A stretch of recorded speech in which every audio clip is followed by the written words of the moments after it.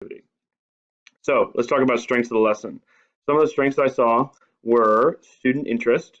Student interest was high.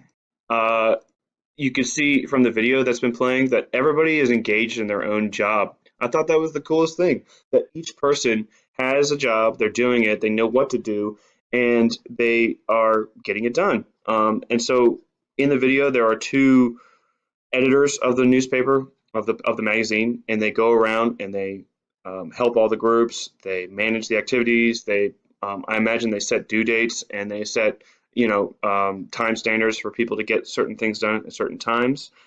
They also have photographers. They have layout managers. They have just writers. They have writers for the article, and so each person is doing a different job, and I think it's just the coolest thing ever that each person is contributing to the overall end product that they're making. There's collaboration, like I said. The editors have to work with everybody and have to be, and their authority over the project has to be recognized, and everybody has to pull their weight. If something doesn't get done, then the entire project suffers. And the coolest thing overall, beyond everything else, is that they are producing something valuable that they spent their time on, that they put their heart and their soul into creating. So that they, were able to see their end goals realized. I think that's the neatest thing ever. And so this lesson, the biggest strength I think is just that they get to put themselves into it. The weaknesses of the lesson, if I like I said earlier, I don't have a lot of information about the background of the lesson, so I have to kind of make some inferences. Like for instance, before I didn't know if it was a creative writing class or if it was a short story class. But if it is used for an English or short story, English class, sorry, or a history class, if they were using a magazine project, the biggest weakness I found is students may miss essential content. And what do I mean by that? So let's just assume that this is an English class for a minute. If this is an English class and the project is on short stories and the elements of good short stories, then not every person is getting exposed to that concept.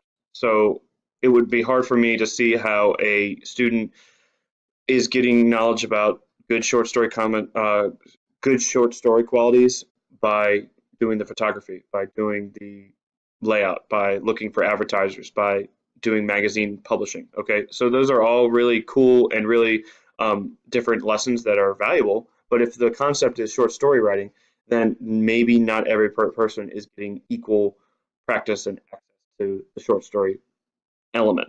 And the same goes for if this was used for like a history class.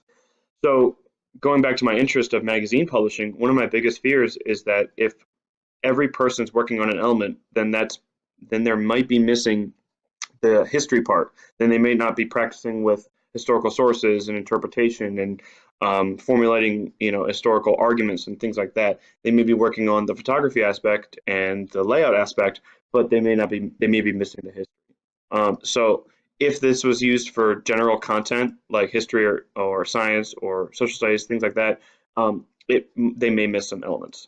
Also, time constraints. In the video, it said that it took them 2 weeks to do it, and that is really cool. So this makes me think it's more of a creative writing class that they can devote such time to that. But during a normal school year, if I were to use this for history class, 2 weeks is just too long for one project. Some projects, yes, but if this is, I'd have to make sure that the concept is so broad, something like the Revolutionary War or the Civil War or something like that, so that students could provide a whole bunch of what I would say regular or average lessons combined into one giant project, so we could justify using so much time.